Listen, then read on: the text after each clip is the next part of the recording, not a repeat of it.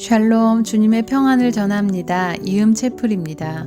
오늘 말씀은 출애굽기 9장 1절부터 12절 말씀입니다. 제가 메시지 성경으로 읽겠습니다. 하나님께서 모세에게 말씀하셨다. 바로에게 가서 이렇게 말하여라. 하나님, 히브리 사람의 하나님이 말씀하신다. 내 백성을 내보내어 나를 예배하게 하여라. 경고하건대 내가 그들을 내보내지 않고 계속 붙잡아두면 하나님이 들에 있는 내 가축을 칠 것이다. 너의 말과 나귀와 낙타와 소와 양을 쳐서 극심한 병이 들게 할 것이다. 하나님이 이스라엘의 가축과 이집트의 가축을 분명하게 구별할 것이다. 이스라엘 자손에게 속한 짐승은 단 한 마리도 죽지 않을 것이다. 하나님께서 때를 정하시고 말씀하셨다. 하나님이 내일 이 일을 행할 것이다. 이튿날 하나님께서 그대로 행하셨다. 이집트의 가축은 모두 죽었으나 이스라엘 자손의 가축은 한 마리도 죽지 않았다.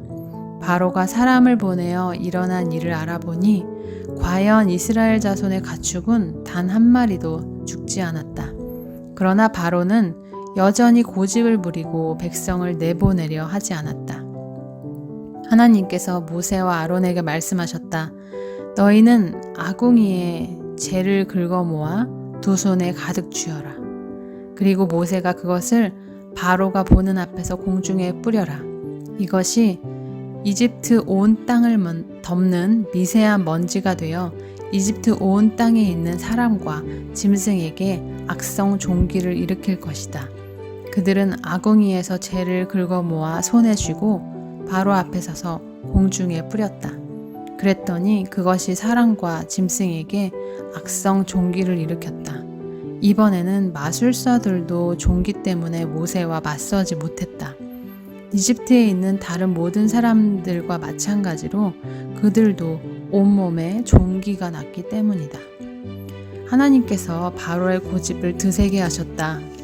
하나님께서 모세에게 말씀하신 대로 바로는 그들의 말을 들으려 하지 않았다. 오늘은 5째 가축들에게 돌림병 재앙이 임한 것과 6째 종기 재앙 이야기입니다. 하나님은 사람에게 피조물을 다스리고 관리하는 사명을 주셨지만 타락한 인간은 오히려 재물을 섬기고 숭배했습니다. 하나님보다 재물을 더 사랑하고 탐하는 것이 우상 숭배의 죄입니다. 바로가 이스라엘 백성 내보내기를 거절한 이유도 바로 이 재물에 대한 욕심 때문이었습니다.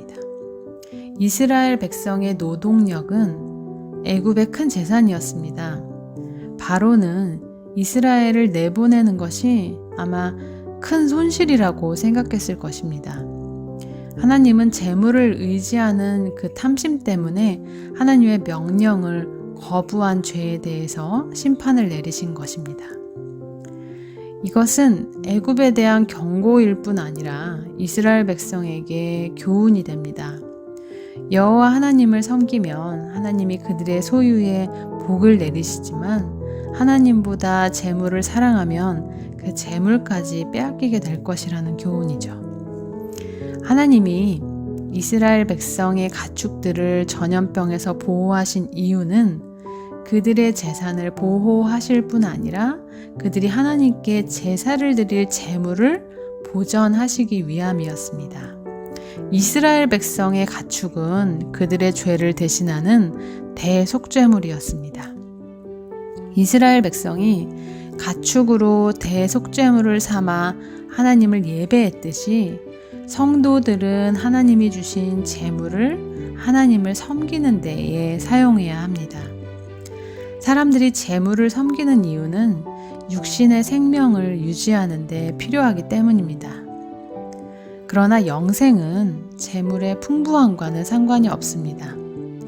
재물을 땅에 쌓아주지 말고 하늘에 쌓아두라는 그 예수님의 말씀이 바로 하늘의 재물, 영생이 이 땅의 재물과 상관이 없다는 그런 의미를 가지고 있는 것입니다.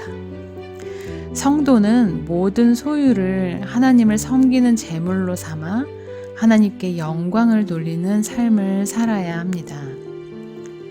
나의 재물을 하나님께 드리는 산 제물로 올려드리는 저와 여러분 되기를 축원합니다.